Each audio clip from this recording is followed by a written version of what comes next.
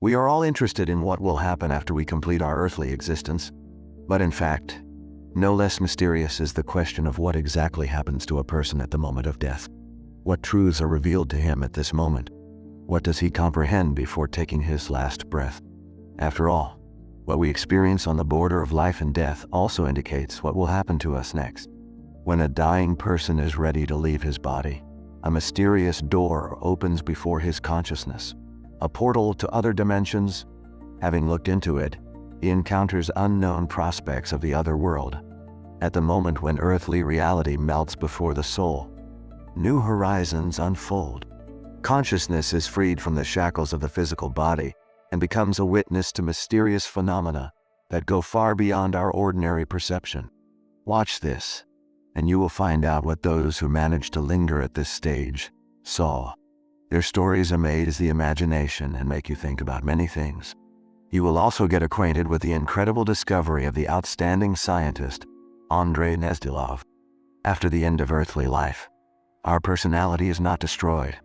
Having completed this stage, we only change the state of consciousness. This is confirmed by the behavior of people at the moment of their departure from life, and especially by the stories of those who survived clinical deathward. Abstract thoughts and conclusions supported by many years of scientific activity and observations of dying people. Andrei Gnezdilov, for many years worked in a hospice, was engaged in active scientific and research activities in various areas of psychology, and gained worldwide fame in this field as an outstanding specialist studying the topic of death. Initially, he was not going to pay close attention to this area of psychology, and even more so, did not think he would devote his whole life to it. But after one incident about which it is impossible to listen without tears, his fate and scientific activity changed once and for all. Here is how he himself told it. Once, when I was still a student and had just begun to comprehend the basics of my profession, I had to work as a doctor on duty as part of my practice. Somehow, I came to a ward in which a little girl was lying in another city. She was lying all alone, because other children had been resettled. I asked what I could do for her. She was glad that at least someone paid attention to her, and asked, "Uncle, tell me a story." I took the child in my arms and began to tell one. To my horror, I felt that she was leaving for another world. I was scared and wanted to call the nurse, although I understood perfectly well that she could not help. But the girl came to her senses and asked me to continue. And I told her about the fairy tale creatures who would one day meet her in a magic castle. The child died in my arms, and I was afraid to interrupt the story, because I wasn't sure she could no longer hear me. Since then, Andrei Gnezdilov completely changed his life path and began to actively study what happens at the moment of dying and what awaits us all after the end of mortal existence. During his research, he accumulated many cases that help verify the existence of life after death. Over the years of medical practice, he became convinced that, at the moment of leaving earthly life or during clinical death, a person can be in a special state of consciousness. At this very moment, a person does not experience the horror of death, because a certain feeling of the continuation of life comes to him. Amazing things happen that, in the opinion of the scientist, cannot be just coincidence. Andrei Gnezdilov gave several impressive examples that he witnessed personally. In one of the wards of the hospice where he worked, there were two dying people. One of them no longer responded to anything, while the second was still conscious. The latter, realizing that he didn't have long to live, decided to take communion. The request was fulfilled. When the invited priest was about to leave, he suddenly felt someone's gaze. The patient, who had been unconscious for several days, suddenly opened his eyes. The man could not speak but blinked in response. The priest gave him communion. Gnezdilov said, "This cannot be just a coincidence." A person who had been in a coma for a long time regained consciousness, exactly when the sacrament was being performed. I have no doubt that the patient's soul felt this. The man died immediately after communion. At the moment his soul left his body, a single tear rolled down his cheek. At that moment, an atmosphere of goodness and enlightenment reigned in the ward, something that accompanies the opening of spiritual consciousness. Further observations and research showed that, in such a state, a person can experience special visions that help him realize his imminent death. Not only that, There are cases that suggest something more. For example, the scientist cited a story that happened to his own relatives. A dying woman asked her daughter to go for a priest. The daughter was surprised by this request, because in the village where they lived, the church had long been abandoned. "Where would I go? You know, the church has been closed for years," she said. But the old woman insisted. The daughter went to the nearby train station, and by an amazing coincidence, met a priest there. She rushed to him and asked him to come and confess and cleanse the dying woman. The priest agreed, and everything happened as it should have. In the last hours of her life, the dying grandmother received the grace that helped her depart in peace. According to Gnezdilov's observations, it is precisely due to the emergence of spiritual consciousness that many people before death stop being afraid. The scientists believe that, at such moments, not only is the true meaning of earthly life revealed to them, but also the light at the end of the tunnel and the courage to step beyond visible existence.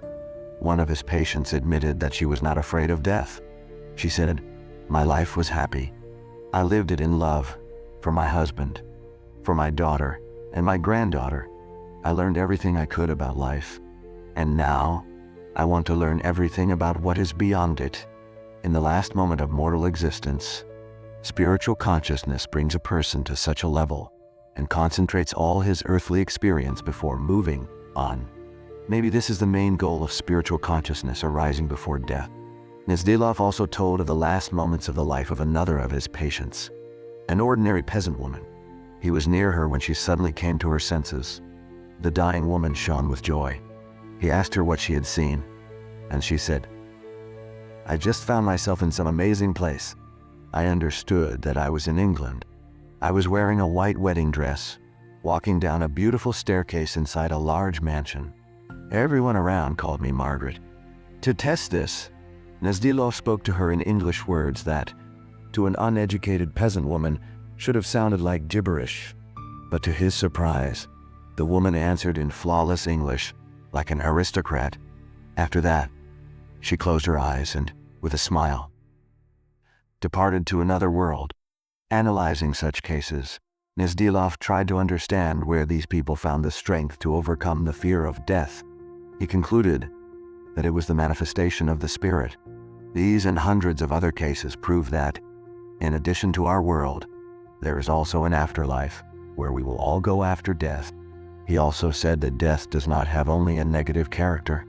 It gives our existence spiritual depth. That's why people need to regularly reflect on death. When we forget about it, the balance of justice is disturbed. Then the transition to the afterlife can be painful, because there we will have to face the consequences of all our actions. Spiritual consciousness does not lie.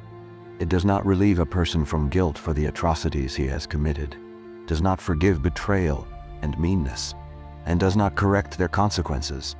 It is, in some sense, indifferent. It only serves as a mirror, reflecting and amplifying the inner qualities of a person. That is why a scoundrel and a murderer will go to hell, and a good person to heaven, because his own spiritual consciousness becomes his highest judge. It is not God who punishes or rewards a person, but he himself. As Gnezdilov says, nothing personal, only the physical law of nature. Like attracts like, and is drawn toward where it belongs. A villain, after death, ends up where evil reigns. A good person, where good triumphs. Andrei Gnezdilov advised to always remember that each of us has a limited amount of time to live. Therefore, we must use it wisely. Responsibility to life always means responsibility to death. But unlike earthly existence, at the moment of dying, nothing can be fixed. Of course, each person decides for himself what to believe and how to relate to death in general, and his own death in particular. But still, it's worth listening to the words of Andrei Gnezdilov, because such a serious person would hardly pay so much attention to these questions if they were nonsense. He watched people die for decades and had a direct opportunity with their help to look beyond the edge of earthly existence and see what other scientists are afraid to admit. Write in the comments what you think about this. Have you ever experienced the spiritual consciousness that the outstanding scientists spoke about? And if you also hope that death is just a transition from one level of existence to another, like this video, and subscribe to the channel. Thank you very much for watching. Good luck and goodness to everyone.